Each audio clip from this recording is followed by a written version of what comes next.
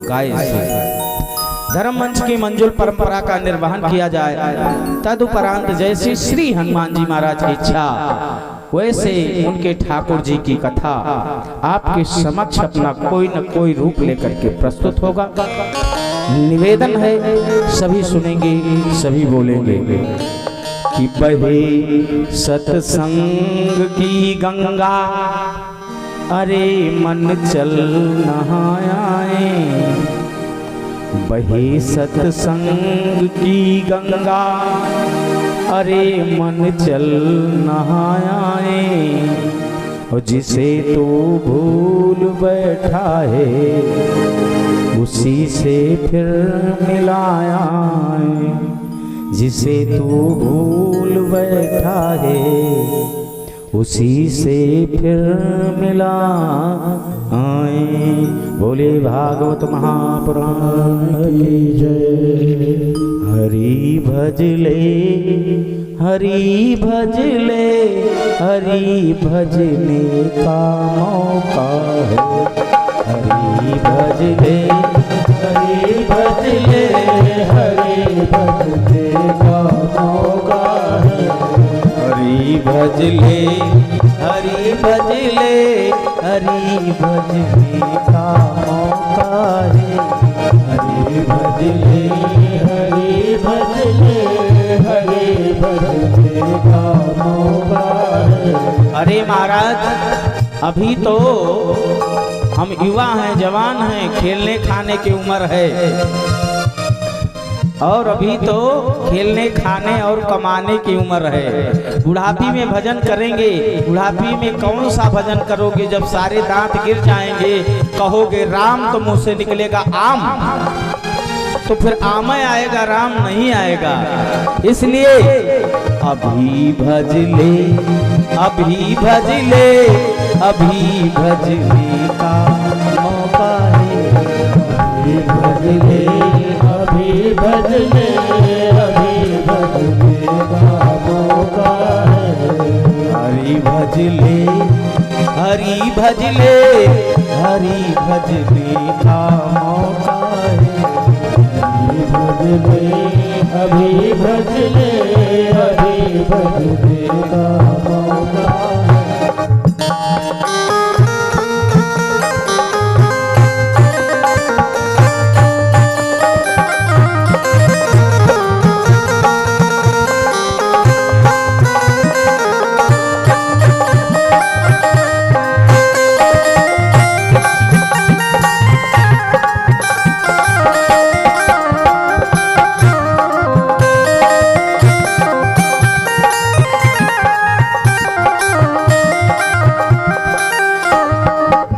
जो इस संसार में आया है जाना सबको है, यही सत्य है, बाकी सब झूठ है। लेकिन कोई संसार से जाता है तो उसके लिए दुनिया रोती है, अब कोई इस संसार से जाता है तो दुनिया कहती है भले मर गवा। बड़ा दुष्ट था। जगत में जब तू आया था कि सभी हंसते तू रोता था। जगत में जब तू आया था सभी हंसते तू रोता था। जगत में क्यों? क्योंकि जो आता है भूमि परत भा ढाबर पानी जिमी माया जीवन। तो संसार के लोग कहते हैं हम तो माया में फंसे ही हैं, आप महू फंसो। कि जगत में इसलिए दुनिया वाले हंसते हैं लेकिन आने वाला रोता है। हाय राम, अभी माँ के गर्भ में भगवान का दर्शन कर रहा था, दुनिया में आ गया तो हो गायब हो गया। इसीलिए जीव रोता है। कहाँ कहाँ वो कहाँ चला गया जो अभी हमको दर्शन दे रहा था। जगत में जब तू आया था सभी हंसते तू रोता था। जगत में जब तू आया था सभी हंसते तू रोता था। बना ले जीवनी ऐसी सभी रोए तू हंसता जा। बना ले जीवनी ऐसी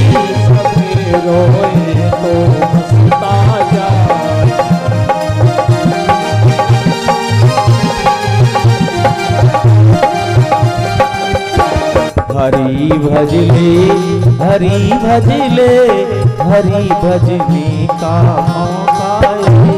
हरि भजले हरि भजले हरि भजने का मौका है। हरि भजने का मौका है। हरि भजने का मौका है। हरि भजने का मौका है।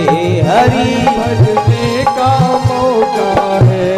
अभी भजले अभी भजले अभी भजने का मौका है। अभी भजले अभी भजने का मौका है।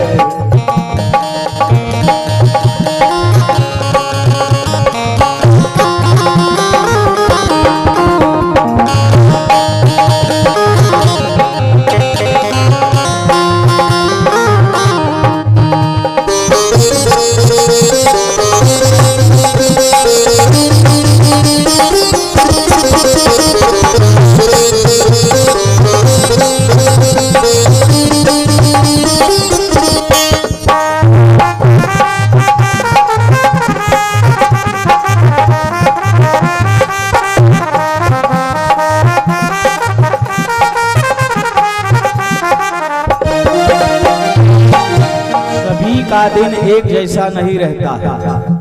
कल राजा कोई और था, कल राजा कोई और था, अब राजा कोई और। कल राजा कोई और था, कोई और। कि सदा नहीं रहता है प्यारे किसी के सिर पे अभी भजले अभी भजले अभी भजने का मौका है। अभी भजले अभी भजले अभी भजने का मौका है। हरि भजने का मौका है। हरि भजने का मौका है। हरि भजने का मौका है। हरि भजने का मौका है। हरि भजले हरि भजले हरि भजने का मौका है।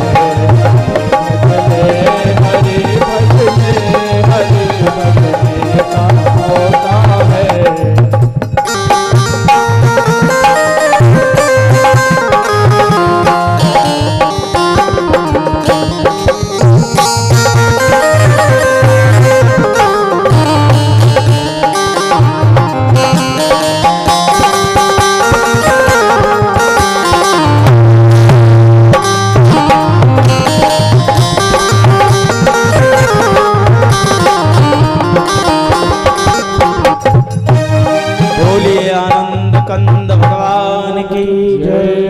एक दादा की उम्र 80 साल है,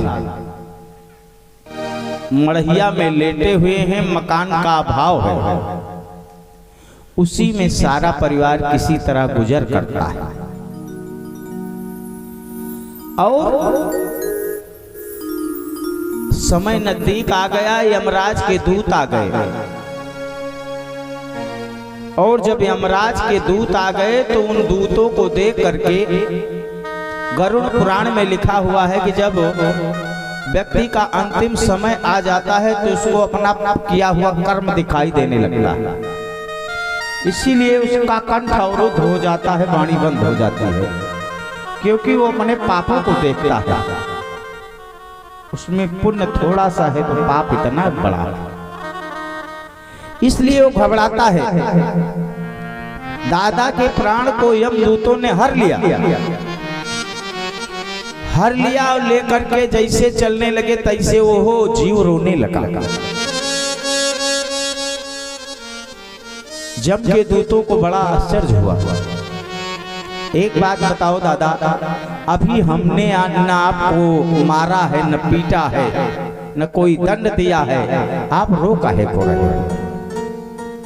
कहे महाराज आप 1 मिनट के लिए जो है जल्दबाजी कर दिए हैं, अगर 1 मिनट का समय हमको और मिल जाता तो आप हमको लेकर के चलते, हम खुशी खुशी आपके साथ साथ। यम के दूतों ने सोचा कि 80 साल का जीवन ब्रह्मा के रजिस्टर में इसका लिख उठा। 80 साल में तो इसने जीवन में कभी दान धर्म और भगवान का नाम नहीं लिया, 1 मिनट में क्या कर लेगा। हो सकता है अजामिल की तरह इसका भी उद्धार हो जाए, अंतिम समय में राम का नाम निकल आवे, इसका उद्धार हो जाएगा तो उसका पुण्य हमको भी मिलेगा। इसलिए कहा 1 मिनट के लिए दादा हम आपके प्राण को वापस कर रहे हैं, लेकिन एक बात बता दो कि 1 मिनट में करोगे क्या। तो उस जीवात्मा ने कहा भैया ऐसा है जौनी मड़हिया में हम सोते हैं,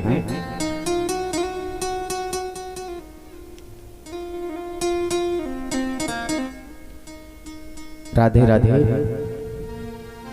सम्माननीय भैया मनीराम जी के द्वारा भगवान के श्री चरणों में भेंट आई है, बहुत बहुत धन्यवाद है।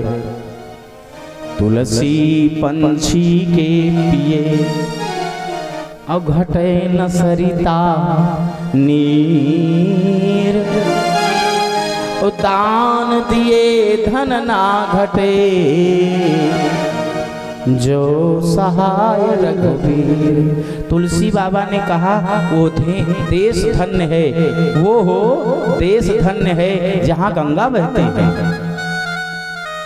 धन्य देश जहाँ बह सुरसरी और धन्य नारी पतिव्रत अनुसरी। धन्य स्वभूप नीत जो करई, असधन्य सुदुज निज धर्म न डरई। लेकिन शोधन धन्य प्रथम गति जाती, अधन्य पुण्य रति मति सोई पाती। वो धन धन्य है जो धर्म में लगाया जाए। एक बात बताओ, जब से आपने 4 पहिया गाड़ी लिया है, कई रुपया का पेट्रोल भराया है, कोई हिसाब किताब है? नहीं। अच्छा, जब से पैदा हुए आपने कई किलो समोसा खाया, कोई हिसाब नहीं। कई किलो कई कुंटल आपने चावल खा लिया, दाल खा लिया, इतना खा रहे हो जब से पैदा हुए, इतना खर्च कर रहे हो, कहीं कोई हिसाब नहीं। एक बात बताएं, वास्तव में अब हिसाब होगा। हमारे आचार्य जी ने जो इसमें इस भागवत कथा को कराने का काम किया है, ये हिसाब तो भगवान के रजिस्टर में हो गया है। जीवन में आपने कितना कमाया है, कितना खर्च किया है, इससे परमात्मा को कोई मतलब नहीं है। दुकान में कितना धन लगा दिया, महाराज 1 करोड़ इस मकान में लग गया, लेकिन भगवान के लिए कितना लगा है, ये 1 करोड़ भगवान के रजिस्टर में कहीं अंकित नहीं है। महाराज हमारे पास 20 लाख की लग्जरी गाड़ी है, लेकिन भगवान के रजिस्टर में कहीं अंकित नहीं है। लेकिन अगर 10 रुपए इस भागवत में आपका लगा है तो यही जाने के बाद मिलेगा, और कुछ है दुकान मकान मिलने वाला नहीं। तो धन की 3 गति है, पहली गति दान, दूसरी भोग, तीसरी नाश। खूब दान करो, नहीं भैया दान नहीं कर पाए, कथा में जाएंगे तो ही फटा हुआ नोट और सड़ा हुआ अमरूद जो सबसे सस्ता मिले, सबसे खराब सबसे लोकल चीज भगवान को चढ़ाई जाती है। एक जगह गए तो 2 किलो सुपारी हमारे यजमान लेकर के आए थे, लेकिन इतनी बड़ी कि मटर से बड़ी नहीं थी। हम कहा इसको पंडित क्या करेंगे, ले जाएंगे फेंक देंगे। अरे आप 2 किलो के बजाय उसी दाम में आधा किलो लेकर के आओ, 1.5 किलो लेकर के आओ। किसी को आप वस्त्र का दान दे रहे हैं तो ले जाने के बाद वो रसोइया से को साफ करे उस वस्त्र से, तो कोई मतलब नहीं है। लेकिन एक गमछा दो तो कंधे पे रखे तो आपको याद करे, कोई जरूरी नहीं है। तो हम अपने लिए तो सुंदर सुंदर खाते हैं करते हैं, लेकिन भगवान के लिए वही करते हैं। जो सिक्का नहीं चलेगा उसको आरती में डाल देंगे, हम ये नहीं करते हैं। लेकिन हमको तो मिलता है हर कथा में, उसमें से 10-20 तो हमको छांटने पड़ता है। बोलिए वृंदावन बिहारी लाल की। धन की 3 गति है, पहली दान, दूसरी भोग, तीसरी नाश। दान करने में हाथ कांपता है तो कोई बात नहीं, खूब खाओ। जब मटर 10 रुपया में आएगी, 5 रुपया में तभी खरीदेंगे। इस समय 100 रुपया में है, पैसा नहीं फेंकेंगे फालतू। नहीं खर्च करना चाहते हो, खूब भोग करो। और तीसरी गति है नाश। धन किसी का गुलाम आज तक नहीं रहा। और अनीत से कमाया हुआ धन प्रैक्टिकल करके देख लीजिए। अन्यायो उपार्जितम द्रव्यम 10 वर्षाणि तिष्ठति प्राप्तये तु एकादशे वर्षे समूलो विनश्यति। अगर आप माला वाले को नहीं दोगे तो डॉक्टर बता देगा चाहे खेत बेच के ऑपरेशन कराओ 2 लाख रुपए ले लेगा, आला वाला ले लेगा। आला वाले से मान लो किसी तरह बच गए तो भाला वाला रास्ते में आप 1 लाख 2 लाख बैंक से निकाल करके ले आ रहे हो, किसी ने देख लिया, रास्ते में खड़ा हो गया, तो प्राण प्यारा है कि रुपया प्यारा है, भैया ले जाओ। तो धन की 3 गति है, दान, भोग और नाश। इसलिए और एक बात बताएं, कलयुग में यही बचा है और सब खत्म हो गया है कि प्रगट 4 पद धर्म के कलिमहु एक प्रधान। और जैन केन विधि दीने दान करई कल्याण। दादा ने कहा कि 1 मिनट के लिए आप आगे आ गए। अगर 1 मिनट का समय हमको और मिला होता तो मैं आपके साथ खुशी खुशी चलता। जमदूतों ने सोचा कि 80 साल तक तो कुछ नहीं कर पाया, 1 मिनट में क्या कर पाएगा, लाओ 1 मिनट का समय दे करके इसका प्रैक्टिकल करके देख लेते।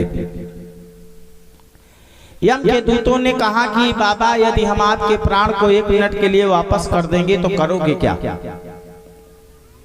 तो कहा जिस मड़हिया में हम रहते हैं उसकी एक थून ही टेढ़ी हो गई है। अगर हम मर गए और बच्चे ध्यान नहीं दिए, पता लगा रात में हवा चली और मड़हिया गिर गई, परिवार वाले दब गए। अरे राम, अभी भी मुंह नहीं जा रहा है, अंतिम समय आ गया। यम के दूत हंसने लगे कि देखो मैंने 1 मिनट का समय इसको दिया, उसका भी ये सदुपयोग नहीं कर पाया। तो निर्घत चलो मनवा गृह कारज नाना जंजाला ते अति दुर्गम। निर्घत चलो मनवा गैल सकरी निर्घत चलो। निर्घत चलो मनवा गैल सकरी निर्घत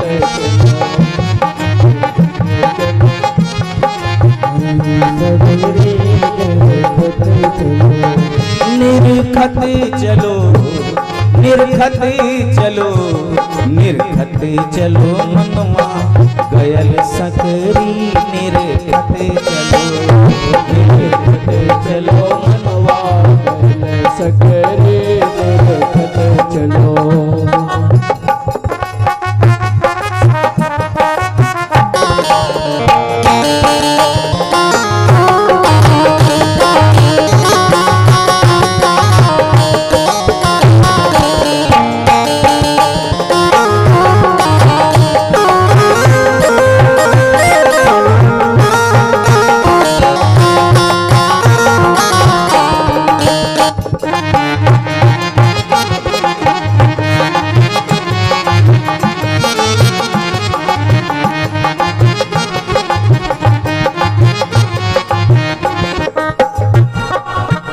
बाएं शैल गुमान भयानक। बाएं शैल गुमान भयानक। बाएं शैल गुमान भयानक। दाएं मोह नदी गहरी निर्घत चलो। निर्घत चलो मनवा गयल सकरी निर्घत चलो। निर्घत चलो मनवा गयल सकरी निर्घत चलो।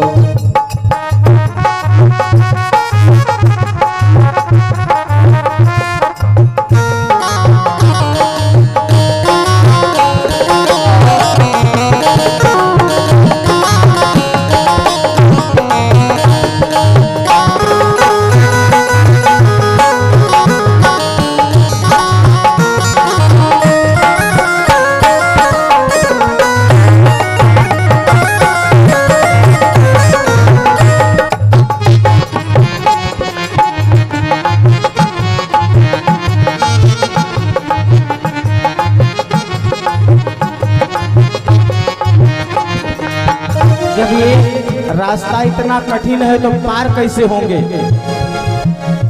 बाजार में मेले में एक बच्चा पिता की उंगली पकड़े है और छूट गई तब, लेकिन यदि पिता ने पकड़ लिया है तो जैसे छूटेगी वो जान जाएगा, वो खोने नहीं पाएगा। तो हम भगवान को पकड़ सकते हैं, लेकिन जिसको भगवान ने कन्हैया ने सहारा दे दिया फिर वो कभी डूब नहीं सकता। यही रहिया से पार उतर जई हो, यही रहिया से पार उतर जई हो, रहिया से पार उतर जई हो। जब सतगुरु, सतगुरु तो भगवान ही है, जब सतगुरु पहिया पकड़ी निर्घटे चलो, निर्घटे चलो गले सरे निर्घटे चलो मनवा गले सरे निर्घटे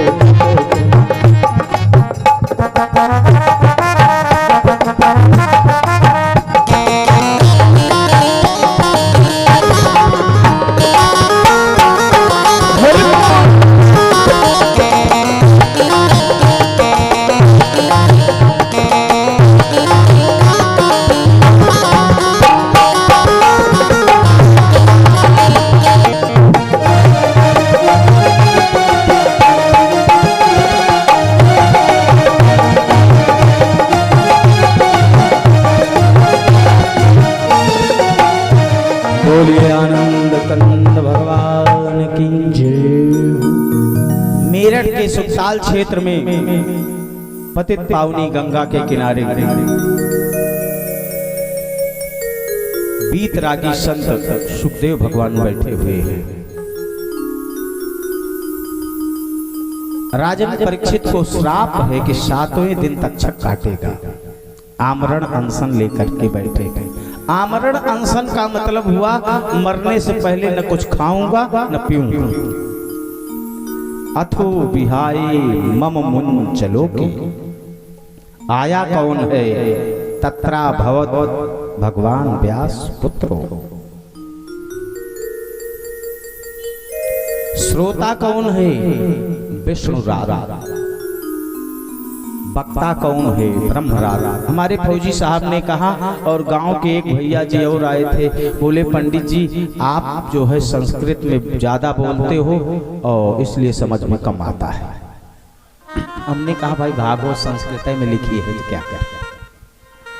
भागवत तो ऐसे भी श्रीमद् भागवत नाम पुराण तिलकम, पुराणों का तिलक है। यत वैष्णवा नाम धनम, यही तो हमारा आपका धन है। हम अपनी परंपरा से च्युत हो जाएंगे तो ठीक नहीं है। लेकिन फिर भी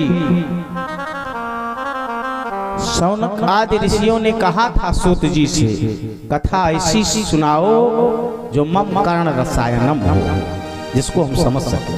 सूताख्या ही कथा सारम मम कर्ण रसायनम। सुखदेव जी से परीक्षित ने कहा, गुरुदेव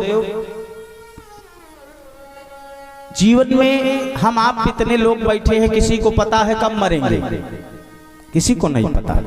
अब पता चल जाए कि हम कल मरेंगे तब फिर मन लागे भगवान के भजन में। कितना भी बड़ी व्यवस्था आप कर दो लेकिन मन नहीं लगेगा, डर भय हो जाएगा। यही तो डांटा था सुखदेव जी ने देवताओं को कि ये तुम्हारा अमृत परीक्षित को अमर तो कर सकता है, लेकिन इनके मन में जो भय बैठ गया है कि हम मरेंगे, उस भय को आप मिटा नहीं सकते। ये मिटा कौन सकता है? ये श्रीमद् भागवत महापुराण की कथा।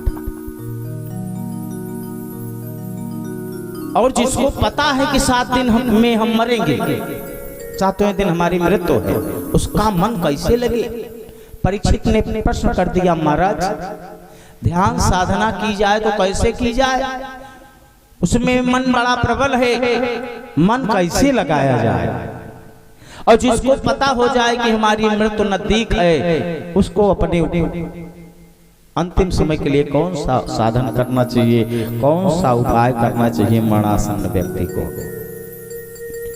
पहली बात तो मन कैसे लगे, परमात्मा की साधना कैसे की जाए। सुखदेव जी कहते हैं राजन परीक्षित, जितासनो जित श्वासो जित संगो जितेन्द्रिया स्थूले भगवते रूपौ मनः संधारयेद्या।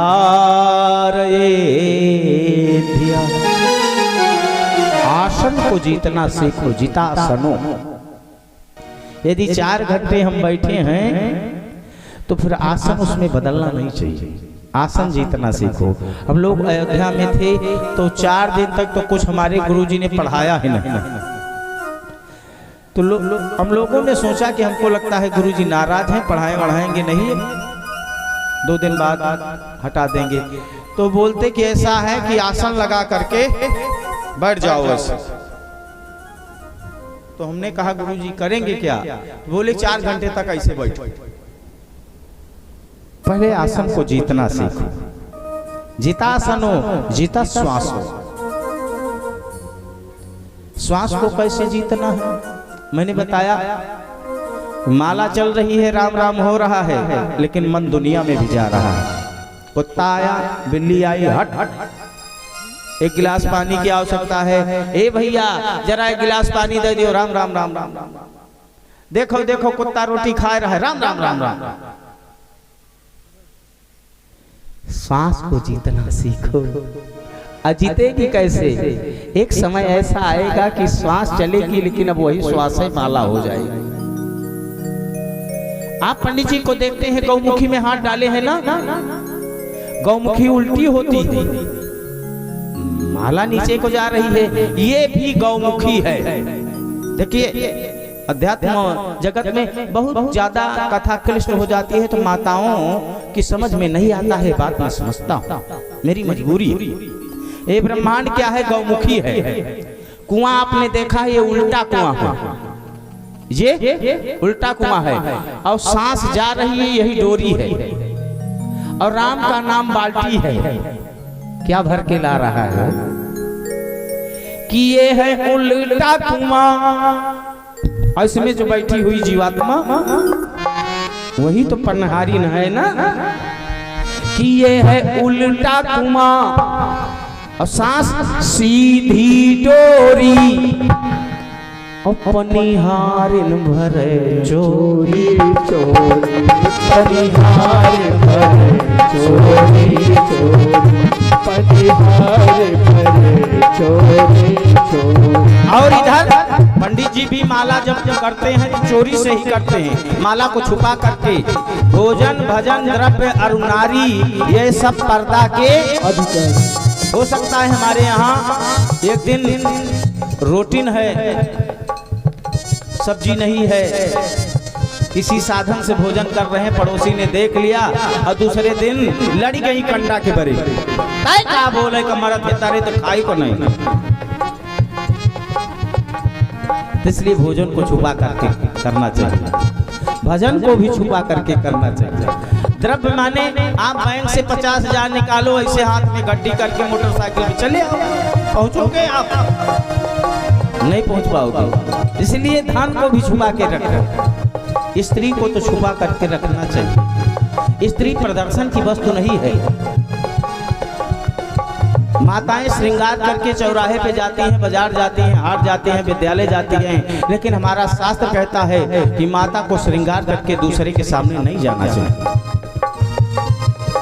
स्त्रियों को श्रृंगार, स्त्रियों का श्रृंगार केवल अपने पति के लिए होता, संसार के लिए नहीं होता।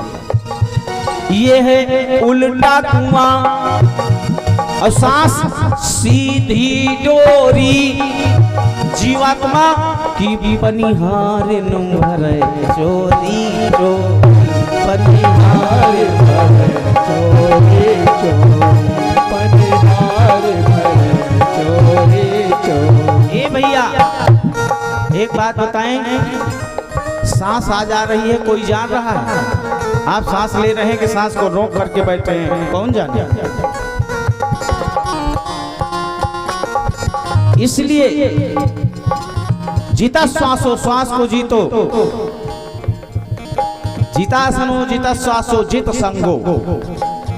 कबीरा खड़ा बाजार में मांगे सबकी खैर, ना काहू से दोस्ती ना काहू से बैर।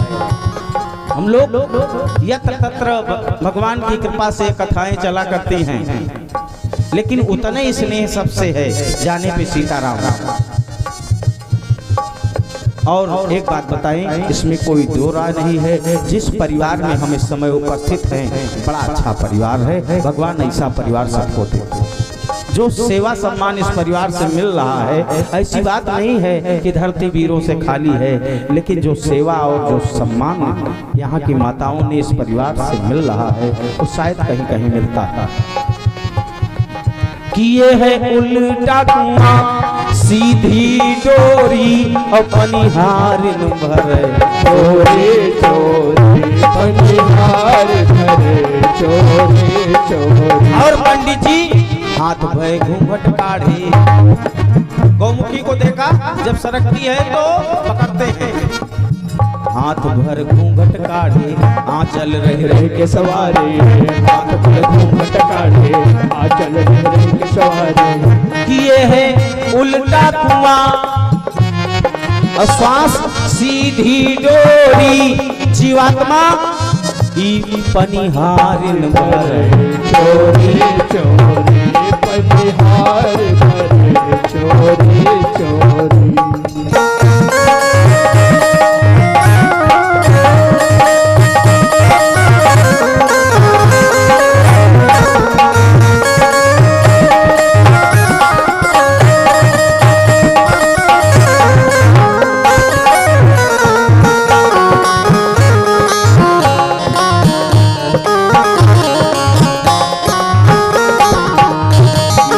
आनंद कंद भगवान की कथा बहुत पीछे है, इसलिए संक्षेप में थोड़ा थोड़ा सुनते चले, प्रणाम करते चले हर संग को।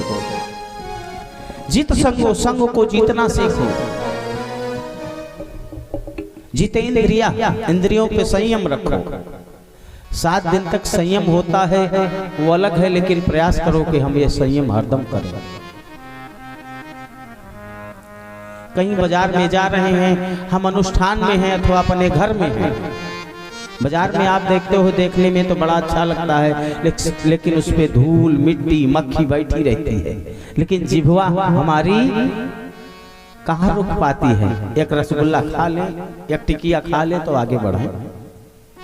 खाइए, रोक नहीं है, लेकिन साफ सुथरा खाइए, अपने घर में बना करके खाइए। कहीं साफ सुथरा दुकान पे दिखे तो वहां खाइए। यदि चल जाए संयमी है तो वो भी बंद करिए। लिखा गया है कि जो गुरमुखी हैं वो अपने हाथ से बना करके कुछ भी खा सकते हैं। विद्या विनय संपन्ने ब्राह्मणे गभिहस्तिनी सुनी चयु सुपाके चा पंडिता संदर्शिना यस्य सर्वे समारंभाम काम संकल्प वर्जिता ज्ञानाग्नि दग्ध कर्माणं तमाहु पंडितो विधाता। और जब इतना अनुशासन इस शरीर पे हो जाएगा, इंद्रियों पे संयम हो जाएगा, आसन जीत लेंगे, श्वासों को जीत लेंगे, तब जो है हमारा मन एकाग्र हो जाएगा। कुछ देर नहीं लगेगा। बिनु विश्वास भगत नहीं ते बिंद्र वै न राम। आप एक पत्थर में जल चढ़ाइए तो एक दिन ऐसा होगा कि आप भोजन करने बैठेंगे और भूल जाएंगे जल चढ़ाना, तो चाहे पत्थर में कुछ न हो लेकिन मन में खटका रहेगा, आज हमने नहीं चढ़ाया। अब श्रद्धा जागृत हुई कि नहीं? और जब श्रद्धा जागृत हो गई तो फिर विश्वास अपने आप होगा, जो हम कर रहे हैं उसका फल मिलेगा।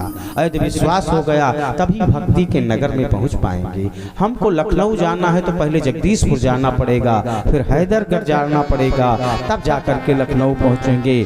तो यदि भगवान की कृपा को प्राप्त करना है तो 4 स्टेशन आपको यात्रा करना पड़ेगा। श्रद्धा, विश्वास, भक्ति का नगर, तब पहुंचोगे कृपा नगर। कि बिनु विश्वास भगत नहीं, अतहि बिन द्रवई न राम। और राम कृपा बिन सपन हो, जीव लह विश्राम। परीक्षित ने पूछा, महाराज ये दुनिया को किसने बनाया? और यही प्रश्न नारद जी ने अपने पिता ब्रह्मा जी से किया।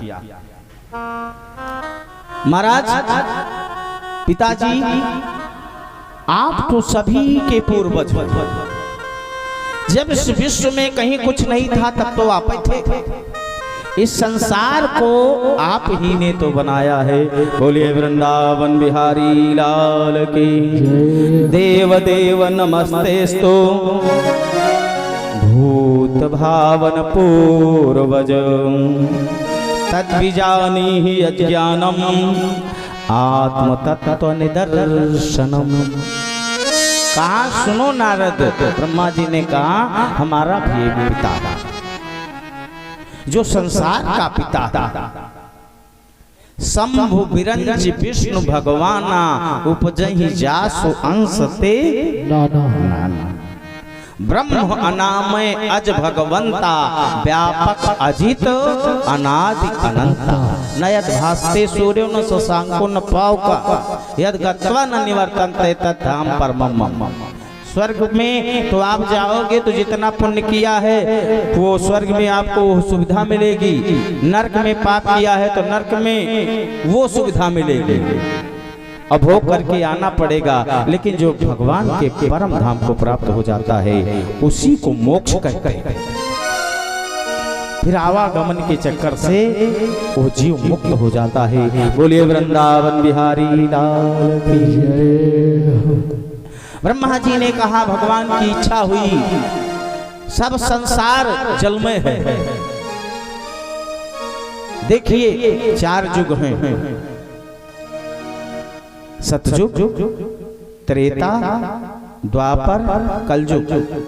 कलयुग की अवस्था क्या है? 4,32,000 वर्ष। इसकी 2 गुना 8,64,000 वर्ष, और उसकी 3 गुना त्रेता की और 4 गुना सतयुग की, 43,20,000 वर्ष। चारों युग आते जाते हैं और चारों युग जब 1000 बार आते जाते हैं तो ब्रह्मा जी का एक दिन होता है। और ब्रह्मा जी की आयु 100 वर्ष।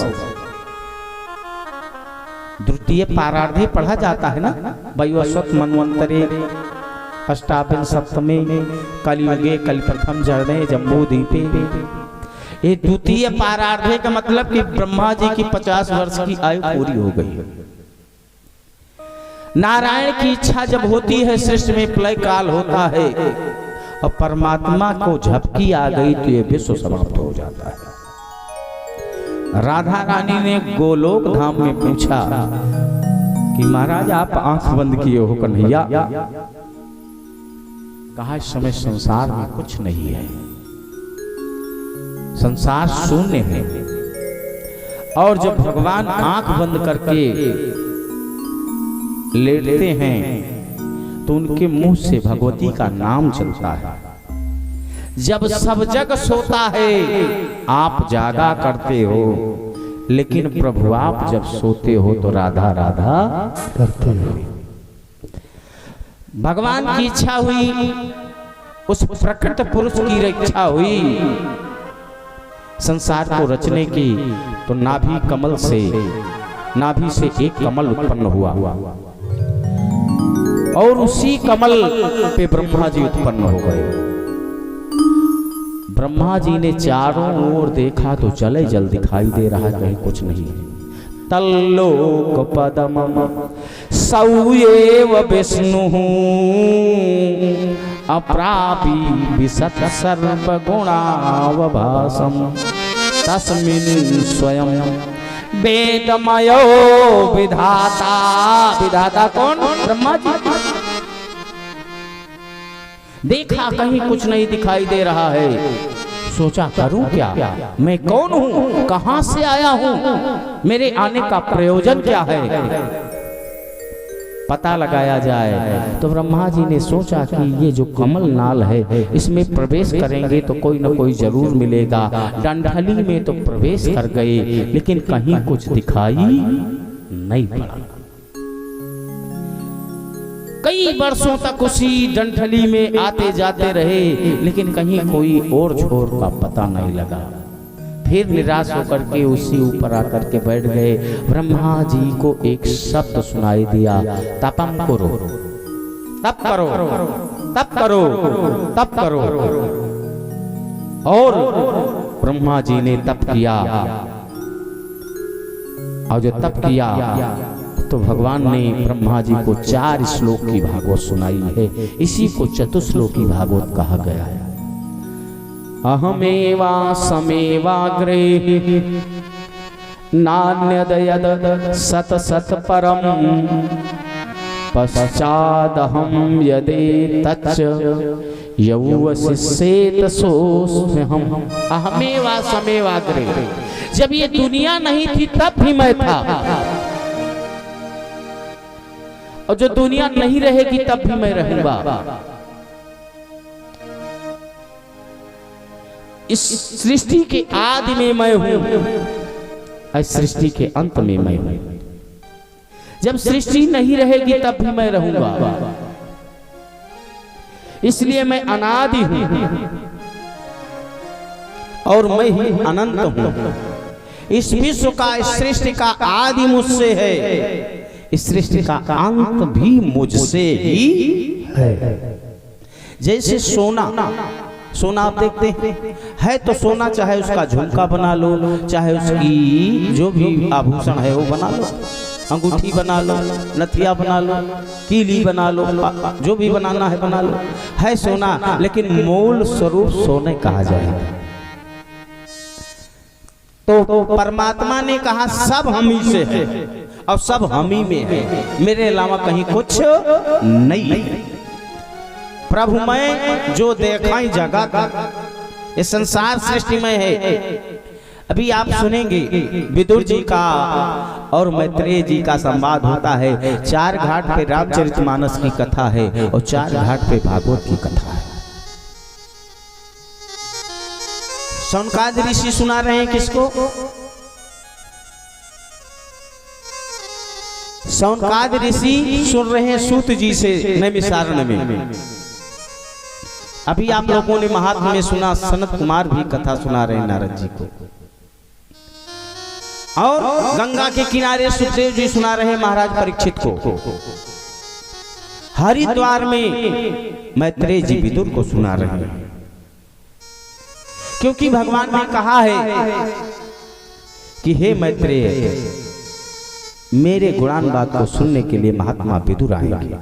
2 संत ऐसे हैं जिनके यहाँ 10,000 शिष्यों को फ्री में पढ़ाया जाता है। हरिद्वार में मैत्रेय ऋषि हैं और जिसमें भगवान ने स्वयं शिक्षा लिया है। ऐसे संदीपनी महाराज, बोलिए वृंदावन बिहारी लाल की जय। यहाँ पे शिष्यों को निःशुल्क पढ़ाया जाता है। वो जो मेहनत करें, जो सेवा करें, जो समिधा ले आवे, जो उनसे कार्य हो सके, वही उनकी दक्षिणा है। कोई फीस नहीं ली जाती है। आज आप देखो बच्चों को पढ़ाना बहुत मुश्किल है। जिनके पास व्यवस्था नहीं है वो ठीक से अपने बच्चे को नहीं पढ़ा सकते हैं। आर्थिक युग है। ऋतेर्थम यत् प्रतीयेत न प्रतीयेत चात्मनि।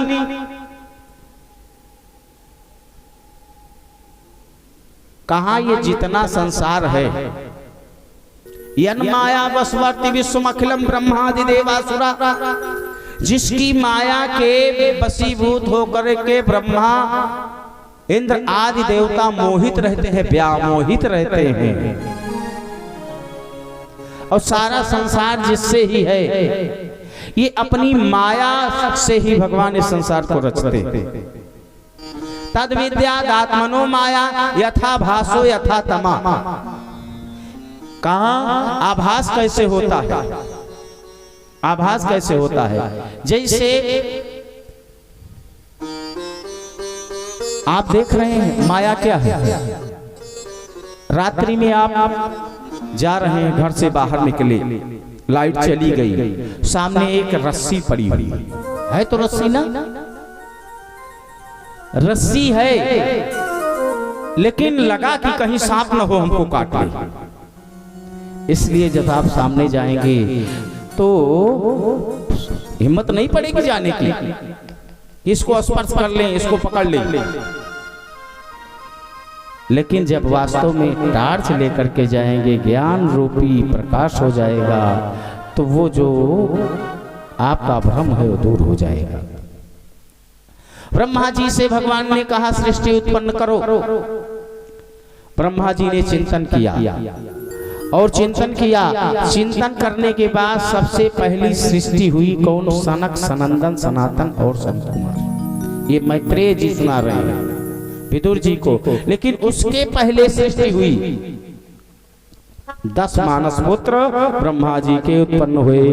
बोलिए वृंदावन बिहारी लाल की जय। मरीच, अत्रि, अंगिरसो, पुलस्त, पुलहा, क्रतु, भृगुर, वसिष्ठो, दक्षश्चो, दशमस्त्र नारदः। मरीच, अत्रि, अंगिरा, पुलहा, पुलस्त, क्रतु, भृगु, वशिष्ठ, दक्ष, नारद। ये 10 मानस पुत्र हैं, किसी स्त्री से नहीं पैदा हुए हैं। ब्रह्मा जी ने चिंतन किया और ये प्रकट हो गए। और इसके बावजूद ब्रह्मा जी की भ्रुकुटी जब सिकुड़ी तो उसमें से एक पुरुष पैदा हुआ जो रोने लगा, जिसका नाम हुआ रुद्र। बोले रुद्र भगवान की, महाकाल सरकार की। अब इतने से भी सब भजनानंदी हो गए, सृष्टि कैसे चले? तो अपने दाएं भाग से ब्रह्मा जी ने एक पुरुष पैदा किया जिनका नाम हुआ मनु, और बाएं भाग से एक स्त्री को उत्पन्न किया जिनका नाम है शत्रुपा। देखिए कई मनवंतर है, ये जो कथा है स्वयंभू मनवंतर की है। वैवस्वत मनवंतर में श्राद्ध देव मनु हुए हैं, यहाँ पे स्वयंभू मनु हुए हैं। रामचरितमानस में तुलसी बाबा ने लिखा है कि स्वयंभू मन अरु सतरूपा, जिनसे भई नर श्रेष्ठ अनूपा। स्वयंभू मन अरु सतरूपा, जिनसे भई नर श्रेष्ठ अनूपा। स्वयंभू मनु अरु सतरूपा, स्वयंभू मनु अरु सतरूपा, स्वयंभू मनु अरु सतरूपा, जिनते भई नर श्रेष्ठ रूपा। स्वयंभू मनु अरु सतरूपा, जिनते भई नर श्रेष्ठ रूपा। हम मनु की संतान है, इसलिए हमको मनुष्य कहा जाता है। महाराज मनु के 5 संतान हुई। प्रियव्रतौ, तानपादौ, त्रिस्त्र कन्याश्च भारत, आकूति देवहूतिश्च, प्रसूतिरिति सप्तमो। प्रियव्रत और उत्तानपाद नाम के 2 पुत्र हुए। 3 कन्याएं हुई, आकूति, देवहूति और प्रसूति।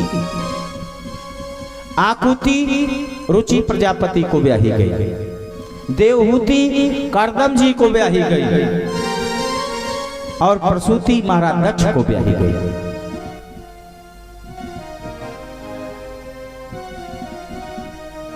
जन्म लेने के बाद जब बड़े हुए तो प्रियव्रत हो गए, भजनानंदी बैरागी जंगल को चले गए। उत्तानपाद को राजा बनाया गया। महाराज मनु ने कहा कि हम सृष्टि तो उत्पन्न कर रहे हैं, लेकिन महाराज रहेगी कहाँ? कहा क्या बात है? कहा इस समय कहीं पृथ्वी का अता पता नहीं है, रहेगी कहाँ? तो भगवान की प्रेरणा हुई और ब्रह्मा जी को छींक आई। बोलिए वृंदावन बिहारी लाल की जय। और उन्हीं के नासा छिद्र से एक वराह का अवतार हुआ। बोलिए वराह भगवान की। वराह तो को निर्गंसो निर्गांध गोष्ठ परिमाण कहा। जब भगवान नासा छिद्र से आए वराह भगवान, तो एक अंगुष्ठ मात्र का शरीर था, लेकिन देखते देखते क्षणात एक क्षण में पर्वताकार हो गए। लेकिन उससे पहले एक क्रिया हुई। कश्यप और अदिति, महाराज कश्यप के दो पत्नी हैं, दिति और अदिति। राक्षस और देवता भाई भाई। दिति से जितनी भी संतान हुई हैं वो सब राक्षस हैं। पिता तो एक है, संत है ना। लेकिन अदिति से जितनी संतान हुई है सब देवता हुई। एक दिन की बात है, गोधूली का समय था। गोधूली के समय में भगवान का पूजन किया जाता है, अर्चन किया जाता है, ध्यान किया जाता है। कश्यप महात्मा का दुपट्टा दिति ने पकड़ लिया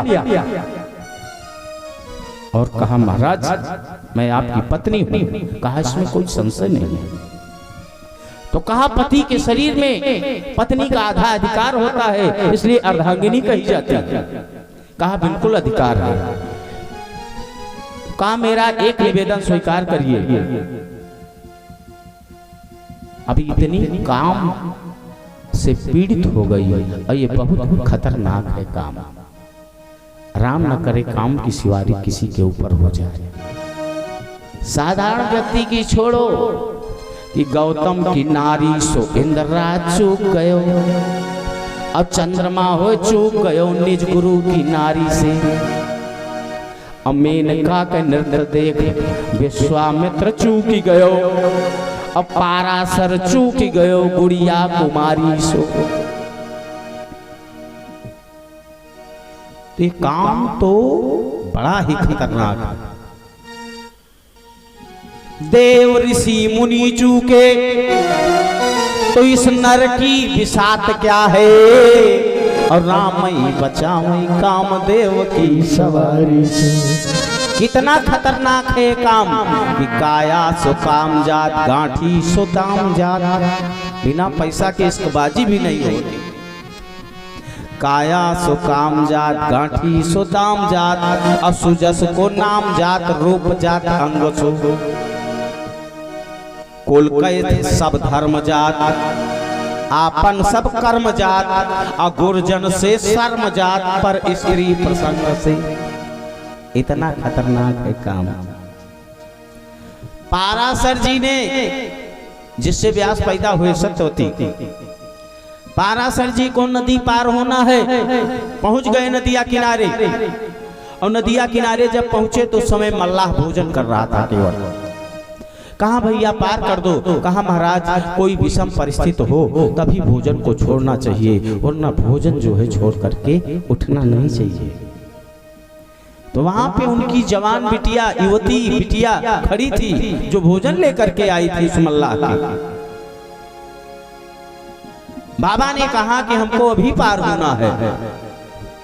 उस मल्लाह ने कहा, महाराज आप संत हैं, आपकी आज्ञा का उल्लंघन नहीं कर सकता, इसलिए अपनी बिटिया को आदेश दिया, हे बिटिया बाबा को पार कराओ। और जैसे बीच नदी में नाव पहुंची है, वो बिटिया चप्पू चला रही थी। बाबा ने देखा, पाराशर ने उस लड़की को देखा, मल्लाह की बिटिया है। मोहित हो गए हो, मोहित हो गए। और जब मोहित हो गए तो अपना निवेदन सुनाया। कहा, महाराज आप जैसे संत का सानिध्य मिले मेरा सौभाग्य है, लेकिन आपको जरा सा भी डर नहीं है, आपको जरा सा भी संकोच नहीं है, आप तो संत हैं, आपको जरा सा भय नहीं है। इस नदी में सैकड़ों नाव चल रही हैं, लोग क्या कहेंगे। कहा, मैं तपस्वी हूँ। कमंडल से जल निकाला और अभिमंत्रित करके छोड़ दिया है। ये कोहरा ब्रह्मा का बनाया नहीं हुआ है, ये पाराशर जी का बनाया है। पाराशर जी ने कोहरा उत्पन्न कर दिया।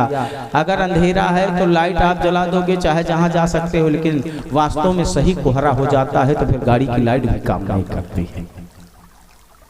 एक कोहरा, और इसी कन्या से व्यास जी की उत्पत्ति हुई। बोलिए वृंदावन बिहारी लाल की जय।